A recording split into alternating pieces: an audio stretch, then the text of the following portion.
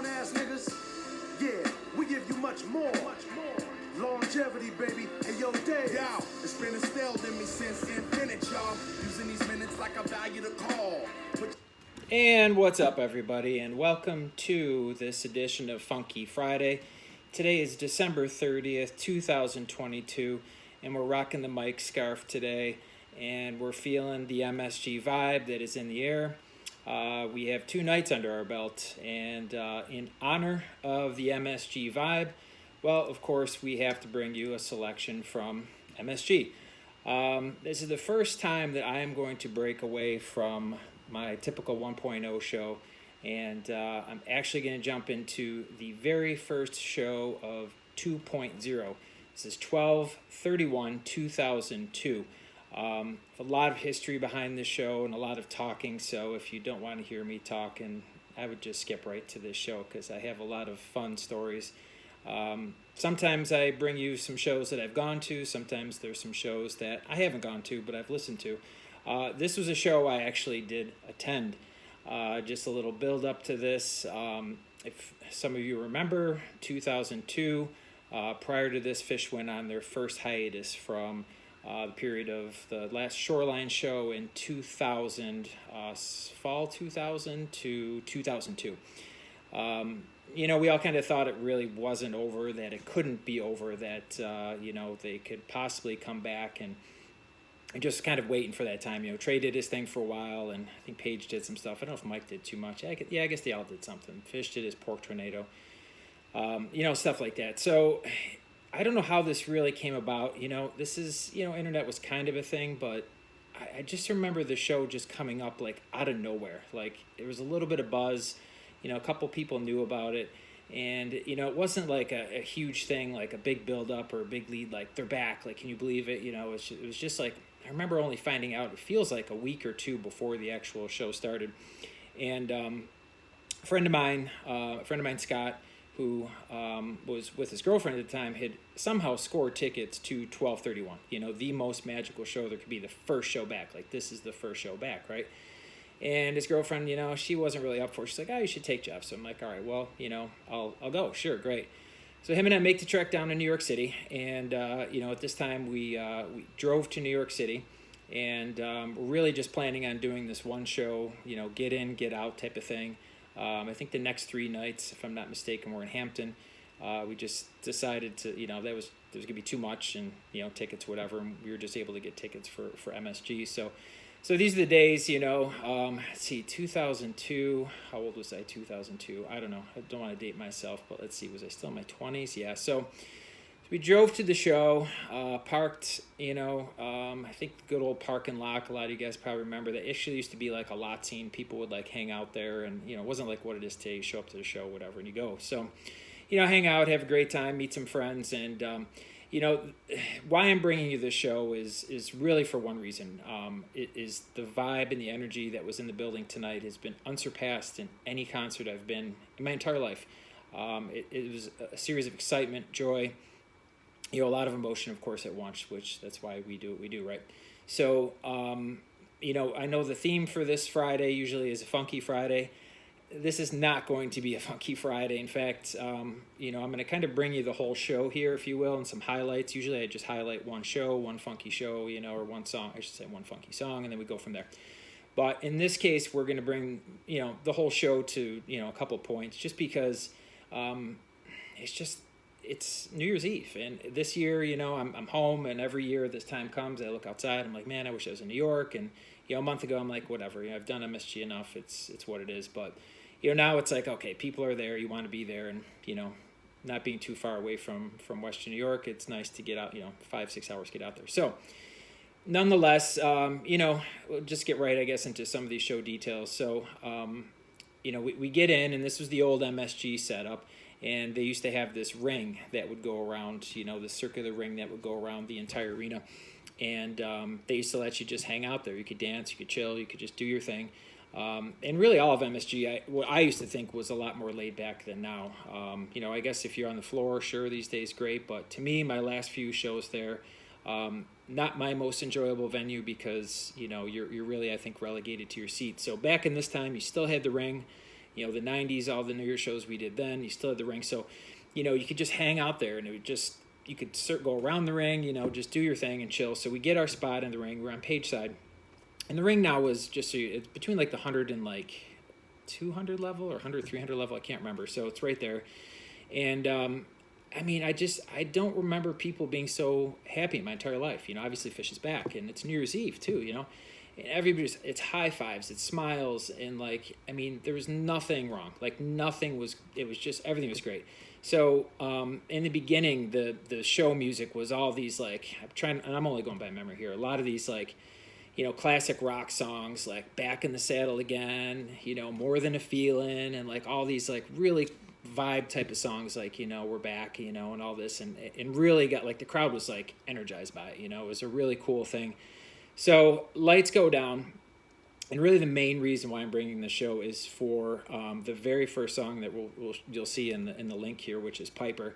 And as you can see in some of the comments from other people before, the recognition, the applause, the cheering, the general insanity from this band coming back after only at this time a 2-year hiatus. Remember, there's another hiatus, but was just absolutely incredible. In fact, I remember talking to my buddy, like we could see them playing, like they're playing, right? They're on. You couldn't hear them. You could hear it a little bit on the recording, but it took so long, I think, for the music to come through. The cheers were crazy, and it were just like these rolling cheers. It would like start and keep going, and you know, then the first notes and like the first Trey solo, and it's like, it's almost the music's almost inaudible for a while, but I have to give it to you because it's nothing like I've experienced and nothing. I just had to listen again today to just go back and hear, you know, really how amazing and how energetic this really was. So aside from the energy and aside from it being amazing, this Piper just rips. I mean, this is the first show back in 2 years. This band has not played together in 2 years, and I mean, Trey just shreds. I mean, I guess kind of my theme when I come to this stuff. I mean, he just tears this up. There's so many peaks, and the crowd recognizes every peak with these loud cheers, and it's just, I could still feel that energy through this recording. It's just, it's absolutely amazing. You know, it's a 16-minute Piper to open up the show, which is rare to even open up, and plus a 16-minute opener. You know, Trey just had to let it all out. So enjoy this Piper. I'm going to send you the link here, which is really, it's just going to be an audience recording. You know, you could piss on me for, okay, it's not a soundboard, whatever, find better quality, but this is what I got, and I think the audience quality really kind of rings through. Going through just a couple other couple show notes as I go through my notes. Yes, I do take notes before I do this stuff. You know, we go through this first set, and so this first set is all, let's see, let me go, it's all like 1.0 songs, it's all like 90 songs, you know. I mean, it must obviously have been geared to the people at the time, and, you know, I think that set the stage for everybody to just kind of remember it and come back, you know. And, you know, the set list of, you know, Piper, Gaiuti, NICU, Horn, Wilson, Mound, Screaming Coil, Bowie. You know, I mean, these are all just, you know, songs that they've played for the past, you know, 15, sometimes 20 years at that. 20 years at a time, yeah. So, interestingly, you know, when you go back to this, you know, crowd cheering and stuff like that, you know, Horn, you take a song like Horn, it's like, yeah, you know, I like Horn. It's a cool tune, right? But to hear the crowd respond to Horn, where at the end it's like the biggest, it's like probably the biggest cheer Horn will ever get in its entire life, which I think is pretty neat. A cool show note here that it's not actually noted on here. I actually tried to reach out to the web creator for this Wilson. During Wilson, it starts off with the movie Castaway with Tom Hanks, you know, with the volleyball, and, you know, of course the volleyball is named Wilson. So the whole arena goes dark, and on the Jumbotron, you know, is Castaway, and it's, you know, Tom Hanks throws the ball out, and he starts calling Wilson. The crowd goes nuts. They're like, Wilson, you know, I don't know if you ever heard this or seen this, but it was an awesome moment. And, you know, then they break into Wilson, and, like, it was great. So at the very end, you know, Trey in typical, you know, screwing around with everybody, he's like, and ladies and gentlemen, Tom Hanks. And we're all like, holy shit, it's really Tom Hanks. And, I mean, you know, guy comes out, you know, you can't really see his face, and you're like, it's really him, you know. He does the black boom, did it, you know, does the whole thing. And we're like, man, Tom Hanks, you know, came out. Like, how cool is that? You know, so later to find out, years later, don't even know, you know, at the time, but it was actually Paige's brother that came out and just totally pulled the wool over our eyes, which I thought was pretty funny. Typical Phish prank, right?